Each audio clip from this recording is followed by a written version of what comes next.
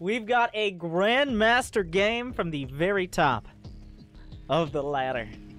One of the best North American and Korean players having it out. In the top right, from Sloth Esports Club, the top Grandmaster Zerg player. Gametime. And one of the most impressive Protoss in the history of StarCraft. Not so much as of lately. He's been really focusing on streaming. And a very entertaining stream. So entertaining, he got temp banned on Twitch for being too entertaining.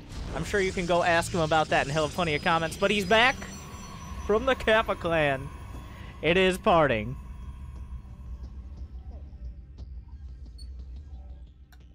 And it's a ZVP on Eastwatch. Eastwatch, the largest map in the pool.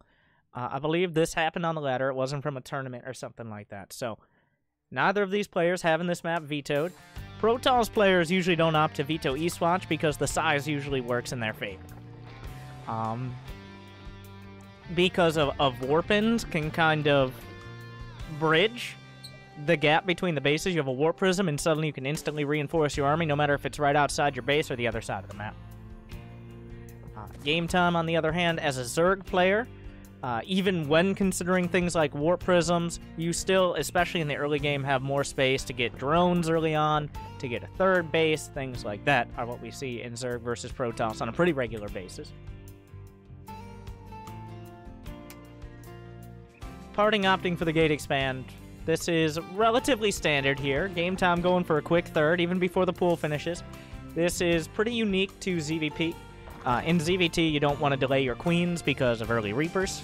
But in Zerg versus Protoss, the only threat is really an Adept early on. If there's no Adept, then... I mean, if there's no threat early on, rather, you can get the third base and delay your queens a little bit to get some more drones out and some more production. Thank you, Gametime.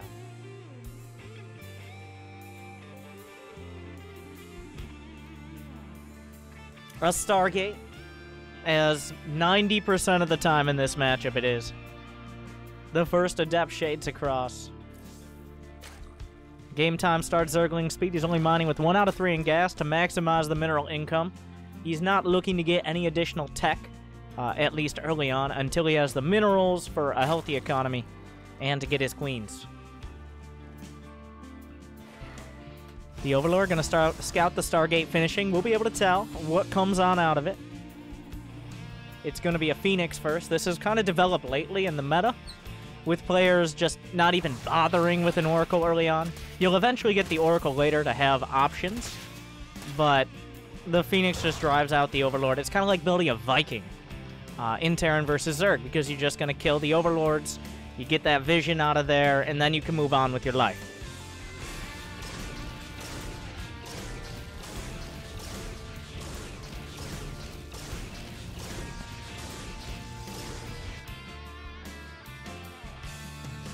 Adept shades back home.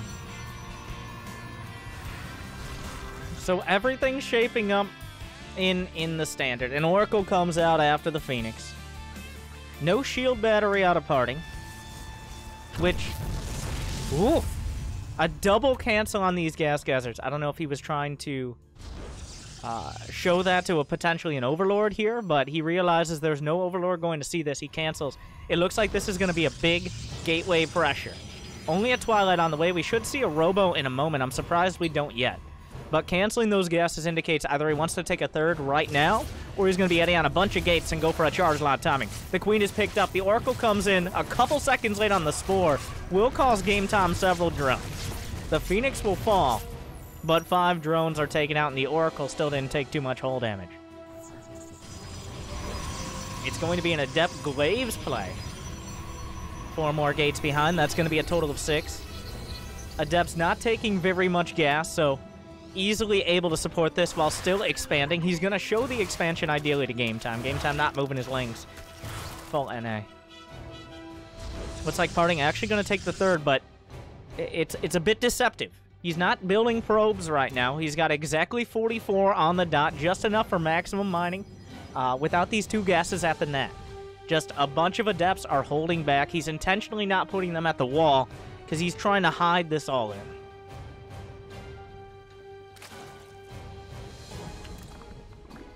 Alright, 53 drones for game time.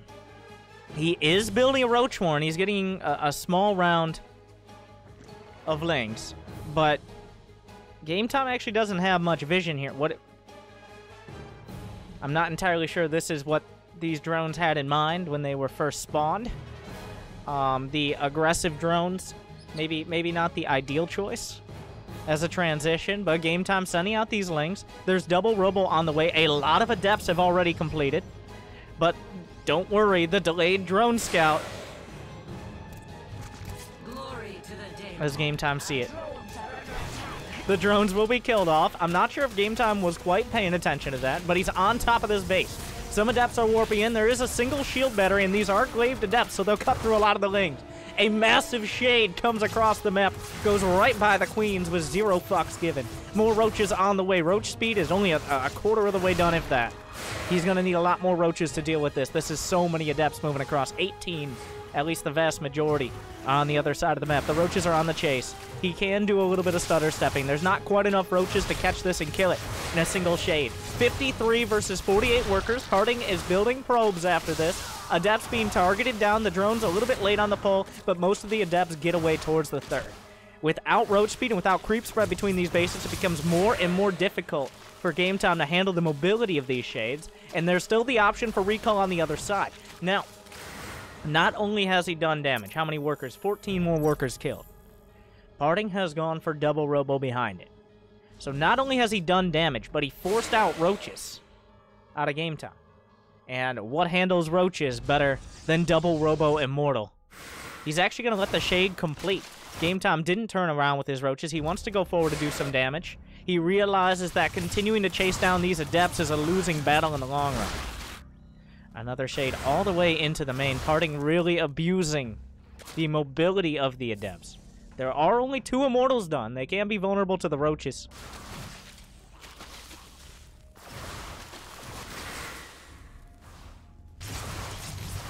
Harding, oh my god. So much damage. Game time's on 30 drones. He needs to do damage. He's on top of Immortals. The force fields are here, but they're a little bit late. He will pick off 2 Immortals to start. He needs more than that. Oh my god. That's the wrong button. 30 drones. He needs damage. Harding, all he has to do is hold on. He's got a very comfortable economy. Finally, the Adepts are dealt with. But the Immortal count continues to grow. Game time has no real economy. He's making Lings, which can absorb a lot of that Immortal damage. And Blinks, rather non-Blink Stalkers, not the greatest against them, but game time has +1. He has speed for all his units. He can build a couple Ravagers, but he needs to do damage. He just simply needs to. If he doesn't kill the third, if he doesn't kill the Immortals, he goes straight for the army. He can't let that Immortal count get too high. 2 go down, make that 3. The Stalkers are dove upon. There's 1 Immortal trying to hold the line. More Zealots come in. They don't have charge. The Zerglings will intercept. He breaks through the wall, and game time is into the natural. Another Immortal pops out. 2 of the gateways are unpowered. More Zealots are tanking some of the damage. Probes are pulled off the line. The Immortals continue to blast forward. The probes are eviscerated. The Immortals are now being attacked themselves. There's a couple more Stalkers in the back trying to target down a couple more Immortals. Will he get all of them? Harding has only that single Immortal left on the field, and game time has made it all the way through. The probe count 36 to 29 still in favor of our Protoss player. A pylon being targeted gets it before 2 Immortals finish. More Zealots are going to be buying time, and a hard wall at the front means these Zerglings can't quite get through, but it also means that the third base is exposed. Some Zealots being warped in. Adepts might be the better choice. The shield battery had a lot of energy here. Roaches still doing damage in the natural. Repowering these Immortal productions is parting as quickly as possible. The shield battery is out of energy. The Oracle almost there as well, but it should be enough to hold on to this base. Another stream of Zerglings coming in from game time. The worker count 34 to 29. It's still Parting's game to lose. He's held on thus far. He's locked inside his own base. Game time hasn't finished it yet. He did a lot of damage, but that's only making up for what the Adepts did on the opposite side of the map. Ravagers on the way. Ravagers don't take extra damage from Immortals and have the option for Corrosive Bow, but they are expensive. Parting continuing to rebuild probes. He got Blink instead of Charge, which can be cost-effective, but is more vulnerable to Zerglings. Game Time a bit ahead on supply, but Roaches and Ravagers aren't always the ideal. He's trying to decide, does he go for the Net or for the third? These Adepts are pretty juicy here. He can target them down, try not to use too many of the Zerglings. The Oracle once again called into service. Might be able to kill one Ravager just barely before it runs out of energy. A War Prism here gives him some micro potential. Game Time continuing to move forward. The Warpin shut down. Corrosive Bowels come out, will force micro and reduce DPS from those Immortals. Gets on top of one. The War Prism not in position to pick it up. He sees it on the other side, but only a single Immortal might not be enough to drive this all the way back. Stalkers and Adepts on either side, the Immortals as well. Game Time continues to push forward. He hasn't made a single another drone throughout all of this. Choosing to morph some of the hurt Roaches into Ravagers. They'll pop out with full HP, essentially fully regenerating them. Parting still holding on.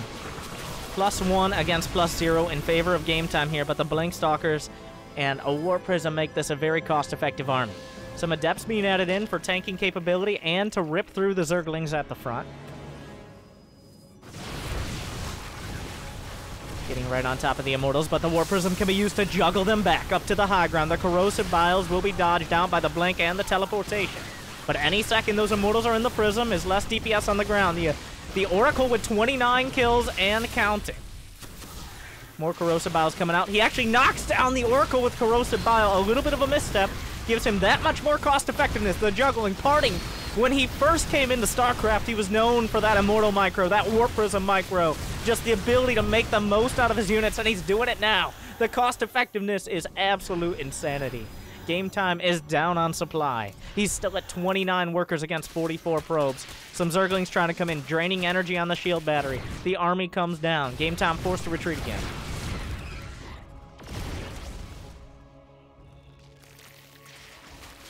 The Observers will scout this. Parting actually going to reach out to get some damage done. The Blink forward. Maybe a little bit bold here.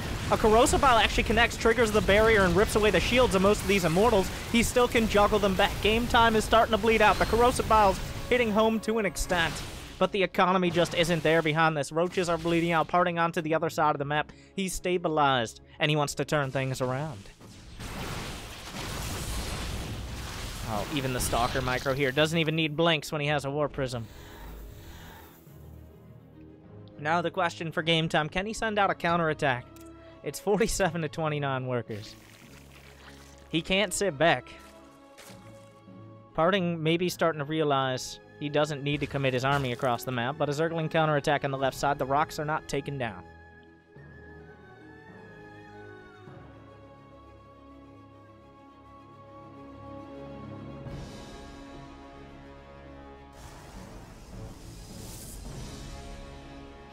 This base is exposed. The shield battery gonna help, but not a single probe goes down. The Stalkers blink into the rescue. Game Time has not stopped building units, and that might be the one thing. That's his one shot. His one opportunity. His party might think, okay, what are you transitioning into? Game Time has transitioned into more Roaches, more Zerglings, and more Ravagers. And that is it. We're still at 29 drones. The War Prism scouting this. There's no way to kill it. The Corrosive Biles can be thrown out, but they aren't going to hit anything. Wait! Oh, he gets it! Never mind! Massive loss there for Parting. That's what kept his Immortals alive. He has a lot of them, but they are vulnerable. They are indeed mortal now without that War Prism. And just as I say it, a critical mistake. A Guardian Shield is used. He gets on top of the army. The Corrosive Biles, the Zerglings locking him in, and all the Immortals taking Corrosive Bile hits. A couple more coming down, but all the Immortals on the low ground are killed. Two more Immortals caught all alone, gonna block each other into the base. Another Immortal going to fall, and it's just gateway units. The Blink Stalker's becoming very cost-effective, +1 seconds away from completion, but this fight has already finished up. He can kill more.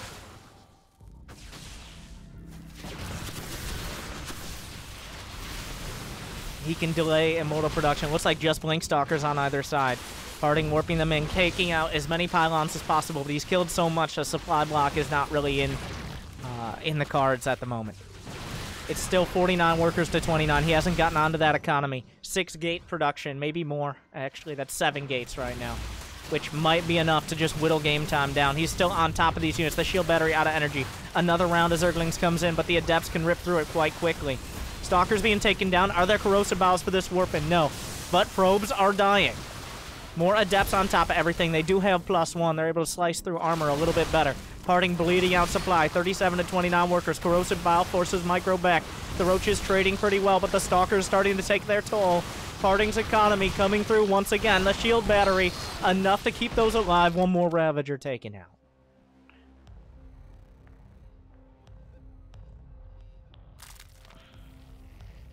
Game time. Almost evened up the economy again. The pick off on the Warp Prism, transitioning into the killing of the Immortals. But it wasn't enough to break through. +1 and Parting's Blink Stalker Micro keep him alive once again. 2 Disruptors on the way, and those are going to be a massive pain directly in the forehead of game time. I mean, the Zerglings might be able to draw them in to Parting's army. We'll have to see. But Ravagers have quite a large hitbox, and just getting clipped by those Disruptor hits can be devastating. I don't know if Game Time's even seen them yet. There are some force fields. You can lock them in. Oh, big hit! Directly in the front. Corrosive Biles on both sides. Skill shots on both sides. He's actually locked the army in. He opened the force field, dodges the third base is exposed. The force fields actually lock in the army. A Corrosive Bile going to connect on these Adepts up here. The shield battery being drained of energy very quickly. Corrosive Biles being spread across pretty well. A Disruptor shot connects a curveball from the side. But sentries don't stand up to much abuse. Another shot clips a Ravager. Another Disruptor comes in, a single Roach. Beautiful Micro. Disruptors at the back. There's no shield battery here. The Disruptors are on cooldown. More Robo units being sniped. One Disruptor has its own day disrupted. The third base is exposed. He can go kill some more probes. 38 to 29. The shield battery getting some energy back. That shield battery has had to put in so much work this game. More Roaches are coming up. There's such a small amount of units. A couple Roaches and a Ravager taken out. Corrosive Bow trying to take out some of these probes. It's not going to be enough. Game time coming in, but Parting has held on again and again and again, and more Ravagers fall. 60 to 60 supply. In the units lost, Parting has lost more, but he's mined more as well.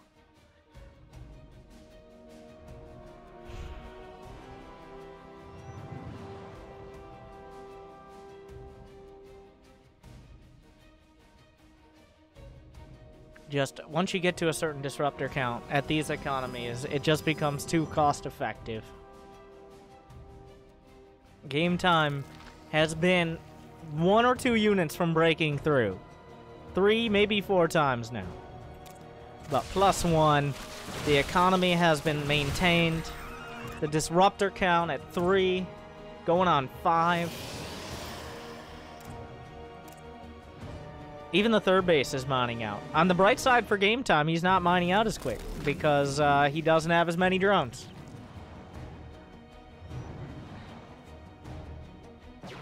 Some units are flanking around. A Zergling counterattack. You got to be very careful with how those work versus Disruptors. Oh, I don't know about this. Will Parting fire the shot? He does! The shotgun blast! He might be able to kill off the Disruptor, but he's going to lose all his lings for it. And a Warp Prism comes out. Some more Adepts being warped in. What is the hope here? That's so many Disruptors. He's got to be really careful. Oh, a nice hit in the corner. He's still got more. Another one. Corrosive Biles forced back. Another Purification Nova. Game time is bleeding out. He can't break through. Not this time. The Disruptors force him back too much. A Warp in. There's not enough Corrosive Bile to knock down the Warp Prism.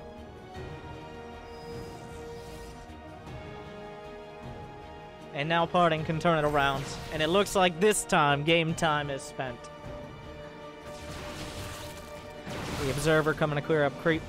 Actually, surprisingly far creep spread during this as well. Something to point out. The Adepts seem... If they had killed 3 or 4 less drones in that early aggression, game time might take it. He might have taken it. A few more Roaches could have broken Parting at many points in this match, but... Parting now has Stalkers, Disruptors, a Warp Prism, Gametime trying to take the gold. There's just nothing here. No mutas. Another Zergling counterattack, but it's not enough.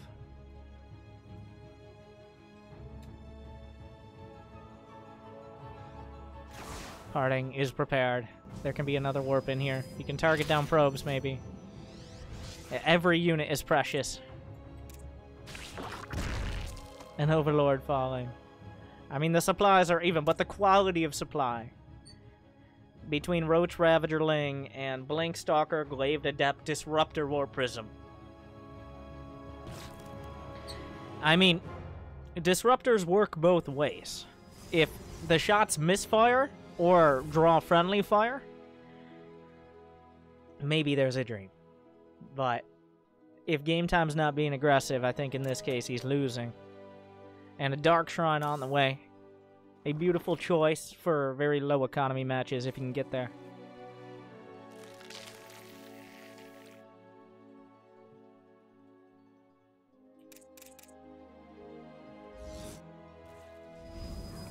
It comes down to the Disruptor shots. Parting actually opting for Sentries, which is kind of surprising. He's got a lot of gas. No Templar Archives to spend it, so you might as well. A good spread, but the Purification Novas are so dangerous. He wants to try to get the Zerglings to draw them in. They'll automatically detonate. If they detonate close enough, they can kill Adepts. But he can go fishing now. Ooh, that Ravager eats it. Parting up 20 supply. He hasn't made any more probes. Oh, he can catch Gametime between a rock and a hard place. A shotgun blast. The rocks will go down. The gold base is isolated. Gametime has to take the long road to the other side, but the Dark Shrine is already done. Unfortunately, Zerg does not have recall, and Parting does.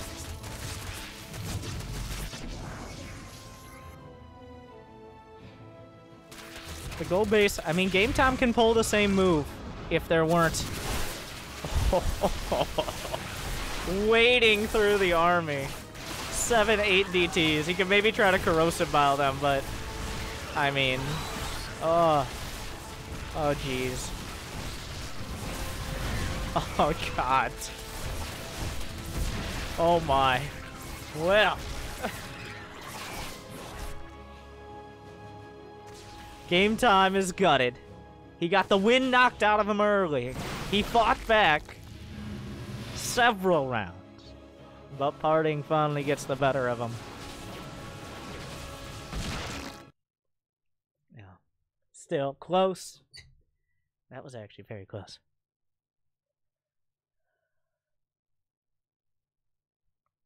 But Gametime, both these players just stepping on the gas there. Just stop. At some point, everybody decided, okay, we're not building workers anymore. And just threw everything into the fray. This is almost the highest supply we saw in the game, about 120. Gametime had it at 1.2, but GG. Parting takes this round.